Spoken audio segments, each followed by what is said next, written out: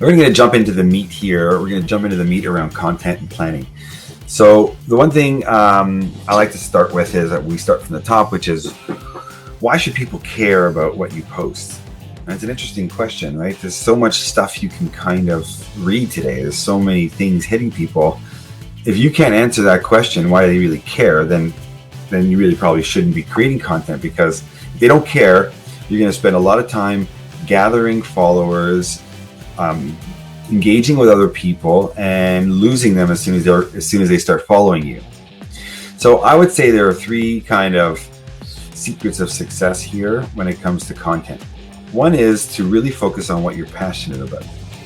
That passion will rub off, and you actually spend time and your effort. You poured your life and your kind of sweat into developing content. That really comes out in everything that you do when it comes to your feed and story, and people will kind of feed on that. They'll appreciate that, right? It'll even come through in how you present your content. The second thing you should consider is how or what your target market is. Who are they? And there's some demographics around who they are. But you have to sort of zone in on what they are, and really connected to that is, what are their pain points, or what are they interested in? So if you are an interior designer, you want to focus on who you're talking to. So if you're talking to, say, moms, for example, then you know who they are and you know what their pain points are. Their pain points are coming up with great ideas, depending on your demographic or your target market, coming up with good ideas that may be cost conscious, right? So easy, cheap ways to improve your home. So that's going to drive out what your content looks like. You may talk about easy DIY solutions and places where you can go shop, and ideas that you can do on a budget, and so on. So the key is to understand who your target market is and what their pain points are. And then when you inject your passion into it, you can create some really unbelievable engagement with your audience. So one tool that we use is this grid concept, where we map out what we call the 5 W's. So that's who, why, what, where, and when. And then what we do is we map that out, and then we put it into these content themes. I call them buckets. So we create these buckets. So who is your content targeted to? And that was that target market contest. Who are the people that you're building this content for? Why they should really care, or what their pain points are, or what their interests are. What content types? So are you going to create video for them with regard to this content? Are you going to create, are you going to mainly use reposting, right? There's different ways that you can think about that. Where you're going to get this content is really important. And again, if you're thinking about this, and the way I like to think about it, the analogy I use is that it's a marathon. This isn't a sprint. You're not going to win this game in a month. You're going to win it by always creating great content. So if that's the case, you need to find a reliable place where you can always get it. If taking pictures of people at your office, or when you're working, if you're a designer again, and you can always take pictures of the work you're doing in different places, that's great, because you actually have photos. You may even want to consider having professional shots done, because they look really, really good. Having 20, 30 created at a time and putting them in your kind of library, so you can always pull one out when you need one. Then when is the last question. So when meaning frequency. How often am I going to do this? Am I going to do it once a month, twice a month? Am I going to do this sort of post every Monday? Am I going to do something every Wednesday? That kind of thing. So those are the kind of elements you should consider. Now, going back to the when and who. If you haven't had a chance, again, going back into insights, you should look at audience. It's a great driver here of what your audience really is. So it can tell you from the folks that you have in your following today, what their gender mix is, what the age is. And what's really interesting, I think, is how often they're engaging with content, when they actually engage with your content, where they're from, right? This talks about time as well, and sort of where these people are coming from. So some folks are surprised to see that people are coming from different parts of the world. Maybe an opportunity for some, or different part of their own country. So the when gets answered here, and you can go into see content insights as well. Lots of information there about the types of, so you can see in the content tab, I don't have it here, but you can see in the content tab, not sure why, thought I did.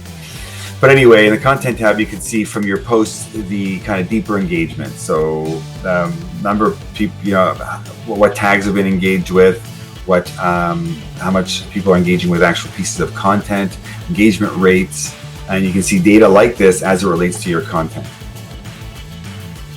So shifting back to my little grid over here, this is the way something, one of our grids looks filled in. So this is something for say a realtor, right? So in this scenario, I'll just go through this one column here.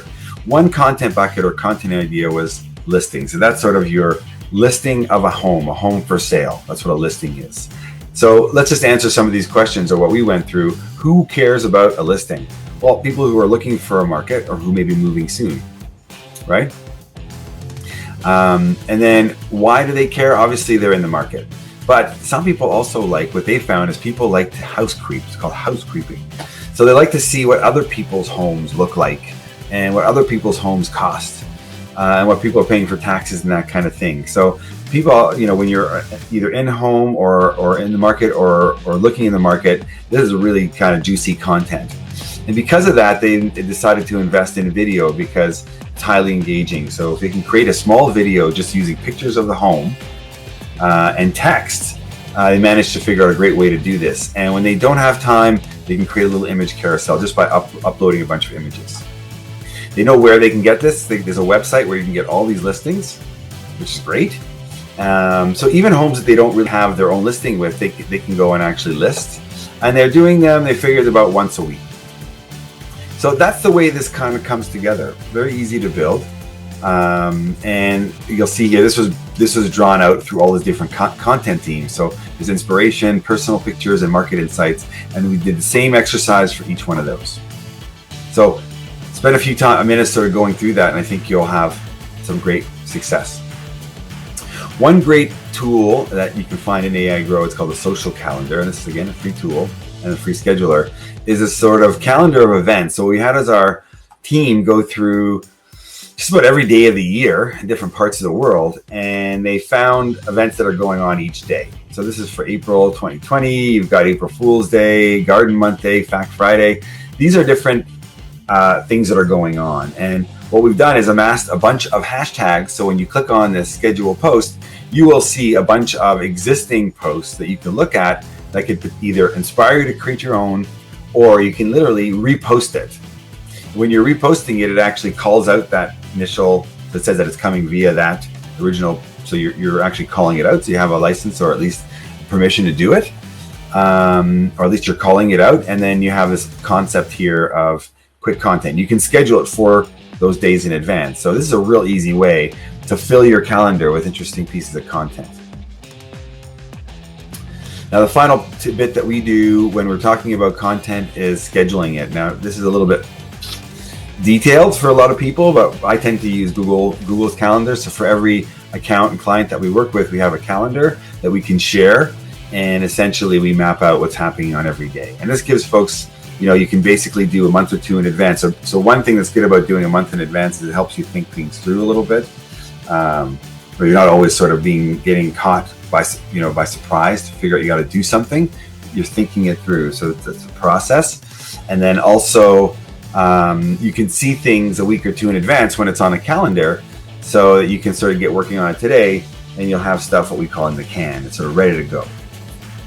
So try to use a calendar if you can. A basic list also works. And another way of doing it is going right into a tool like ours and just basically putting a piece of content in and just starting to add them in. So if you want to, you can just add them in as you go, and you just schedule them for those days, and it just basically starts, it automatically posts for you, which is beautiful.